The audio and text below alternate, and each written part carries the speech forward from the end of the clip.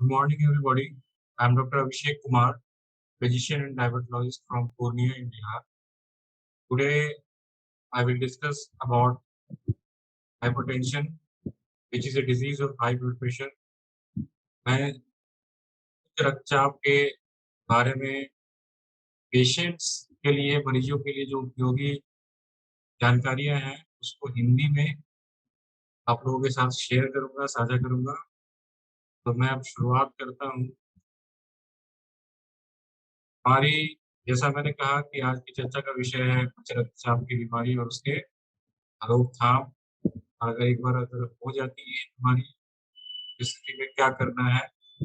आमतौर पे जो नॉर्मल बीपी या सही बीपी है उसकी लिमिट होती है 140 सिस्टोलिक एंड 90 डायस्टोलिक। अगर इससे एक्सीड करता है तो हम इसे बोलते हैं कि उच्च रक्तचाप या हाई ब्लड प्रेशर या हाइपरटेंशन की बीमारी है।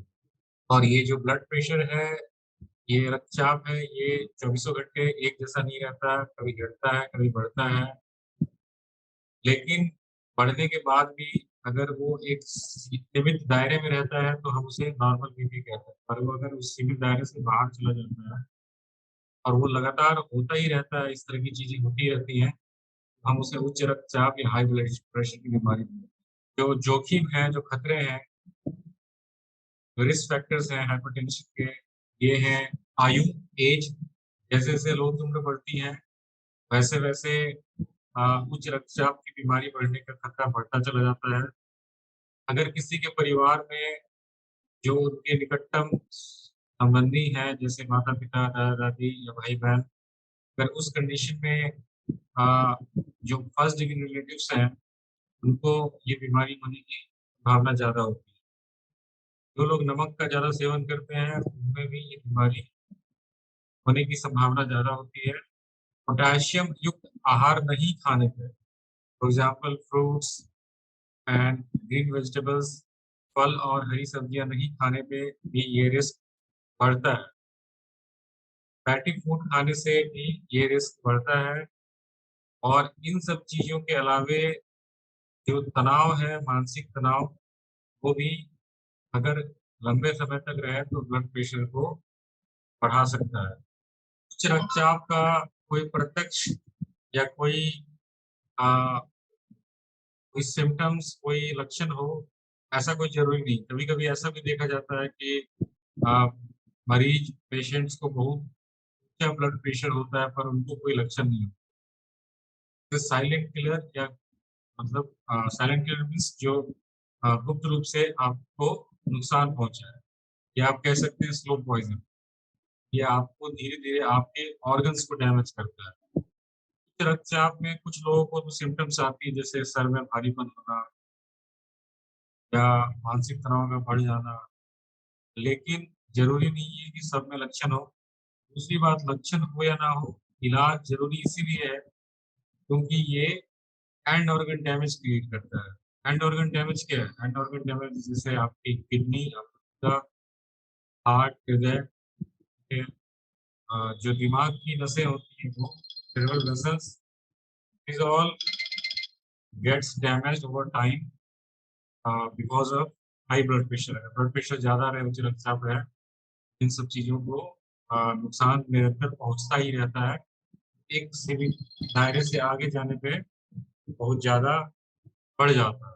कभी कभी आंखों को भी डैमेज होता है, जिससे अंधापन भी हो सकता है। इसीलिए उच्च रक्तचाप के इलाज में देरी नहीं करनी चाहिए और उच्च रक्तचाप का इलाज इस तरह का होना चाहिए कि वो ब्लड प्रेशर को सही दायरे में ला सके। किसी भी इलाज का कुछ ऑब्जेक्टिव होता है। ऑब्जेक्टिव यही होता है कि आप उस इलाज के बाद आप एक सर्टेन लिमिट में, थेरेपेटिक लिमिट में उस ब्लड प्रेशर को ले आए। लक्षण तो जैसे बता ही दिया गया है कि क्या क्या लक्षण हो सकते हैं और लक्षण नहीं भी हो सकते हैं। और आज के दिनों में ब्लड प्रेशर को, हाई उच्च रक्तचाप की जो इलाज है उसके लिए इतनी सारी दवाइयाँ उपलब्ध हैं कि के लिए बहुत आसानी से आप का इलाज करवा सकते हैं।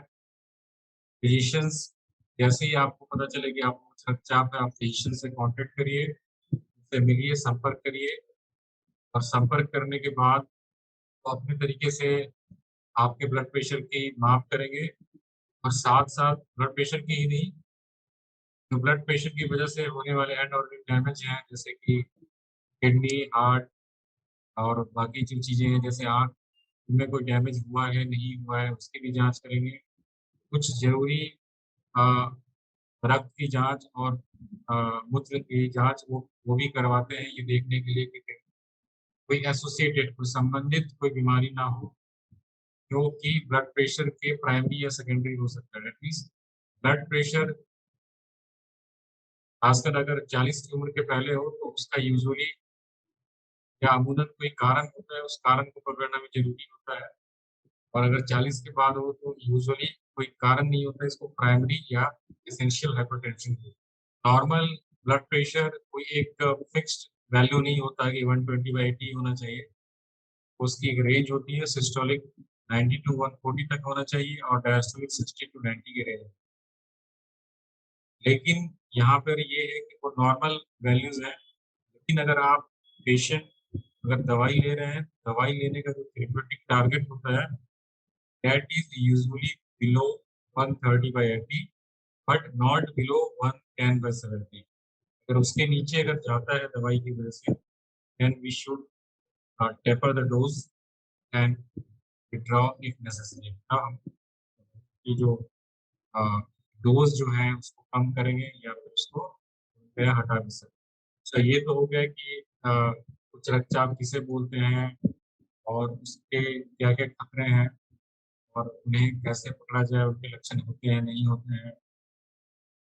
और ब्लड प्रेशर की जाँच या उसकी पकड़ का सबसे आसान तरीका तो यही है कि हम जब भी हमें मौका मिले, हम अगर हाई ब्लड प्रेशर के मरीज़ ना भी हों, कम से कम साल या 6 महीने में 1 बार ब्लड प्रेशर की जाँच करा लें, ताकि अगर ब्लड प्रेशर अगर अंदर ही अंदर डेवलप हो रहा हो, तो वो जल्द से जल्द पता लग सके, ताकि हम उसकी इलाज कर सकें। हाँ, इसको इसके इसके जहाँ तक इसके इलाज की बात आती है, तो सबसे पहला तो ये होता है कि जीवन शैली में बदलाव, इसको लाइफ़स्टाइल मॉडिफ़िकेशन भी बोलते हैं। ये है नियमित व्यायाम, एक्सरसाइज़, हेल्दी डाइट। अगर आप स्मोकिंग करते हैं, अल्कोहल लेते हैं तो उसको छोड़ना, टोबैको लेते हैं तो उसको छोड़ना, ब्लड प्रेशर की रेगुलर मॉनिटरिंग, उसकी बार-बार जाँच करना, अगर मानसिक तनाव है तो उसको कम करने का प्रयास करना और जो भी फिजिशियन डॉक्टर की अ, वाइज़ प्रिस्क्राइब्ड जो मेडिसिन्स हैं, उसको टाइम टू टाइम लेना। यहाँ पे एक चीज़ मेंशन नहीं की हुई है जिसको हम लोग बोलते हैं dash diet, dietary approach to stop hypertension. Dietary approach to stop hypertension is basically uh, intake of fruits, green vegetables and low fat dairy product। मतलब हमें हरी सब्जी, फल और वो डेयरी प्रोडक्ट्स, दूध के अ, वो आहार जो कि जिसमें फैट कम हो, जैसे दूध से छाली निकाल के खाना, ये सब चीज़ें जो है, ये भी ब्लड प्रेशर को नियमित करने में, कंट्रोल करने में मदद करती हैं।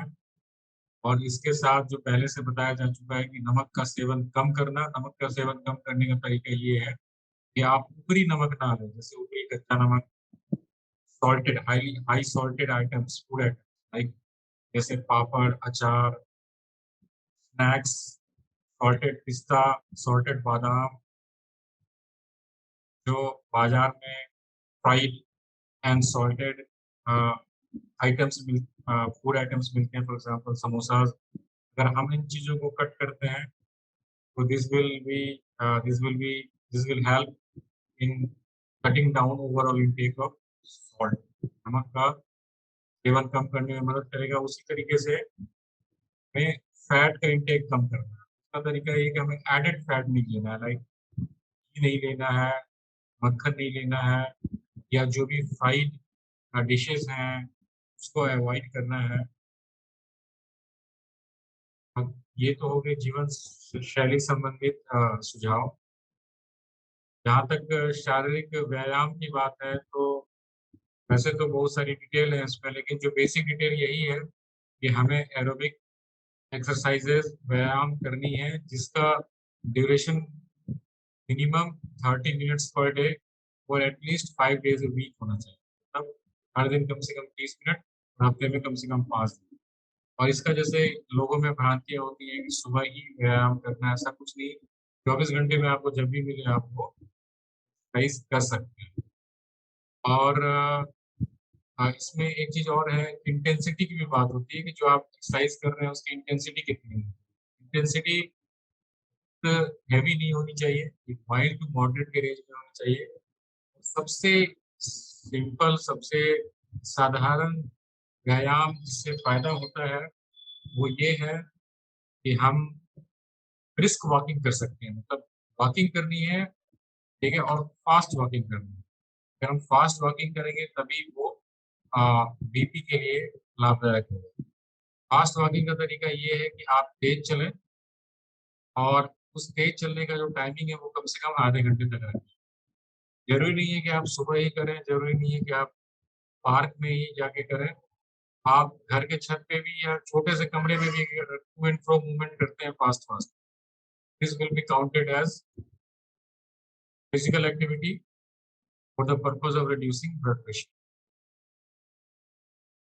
और ओवरऑल अगर एक्सरसाइज करते हैं तो this will not only help in reducing blood pressure, इसके और भी बहुत सारे फायदे हैं, जैसे overall cardiorespiratory fitness, overall neuromuscular fitness, overall circulatory fitness, ये सारी चीजें बढ़ती हैं।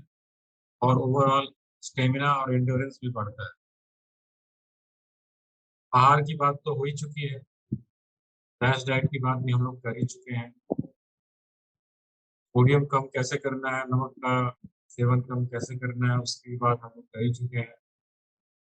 धूम्रपान बिल्कुल ही नहीं करना है। टोबैको इंटेक किसी भी तौर पे नहीं करना है।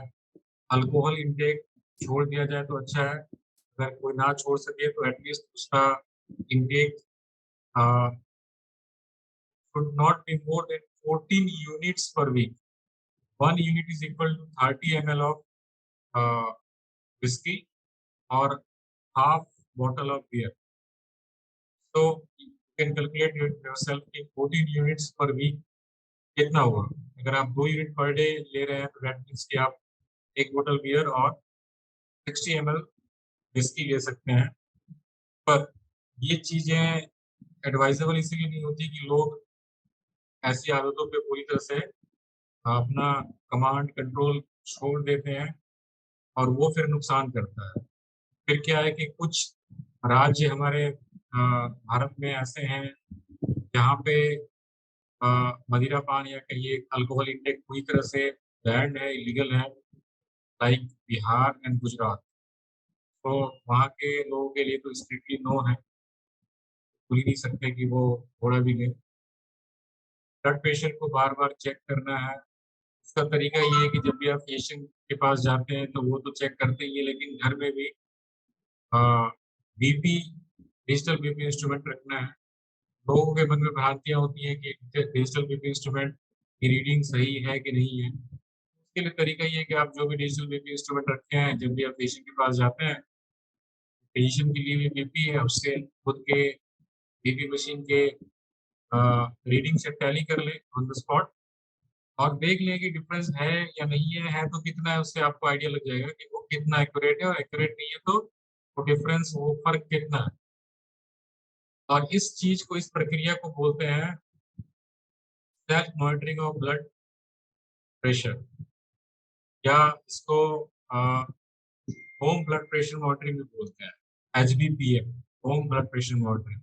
And home blood pressure monitoring is the best method to monitor blood pressure because it avoids white coat hypertension। जब आप क्लिनिक आते हैं तो आपके मन में बहुत सारे तनाव होते हैं बीपी को लेके, इसकी वजह से भी बीपी बढ़ जाता है। तो डॉक्टर के क्लिनिक में बीपी लेना जितना जरूरी है उतना ही जरूरी है कि आप घर में भी home monitoring of blood pressure या home blood pressure monitoring HBPM किया करें। तनाव का प्रबंधन, स्ट्रेस मैनेजमेंट, अब जिसका जैसे सूट करे, किसी को एक्सरसाइज, किसी को म्यूजिक, किसी को मोटिवेशनल स्पीच, किसी को फैमिली के साथ बैठना, फ्रेंड्स के साथ बैठना, बातें करना, तो वो तो अपने अपने तरीके हैं। दवाओं का पालन करना ज़रूरी है। फिजिशियन जो भी मेडिसिन प्रिस्क्राइब करते हैं, उस मेडिसिन को उतनी ही मात्रा में, उसी टाइम में, उस तरीके से लेना है जिस तरीके से बताया जा रहा है और कभी भी एक दिन भी छोड़ना नहीं है।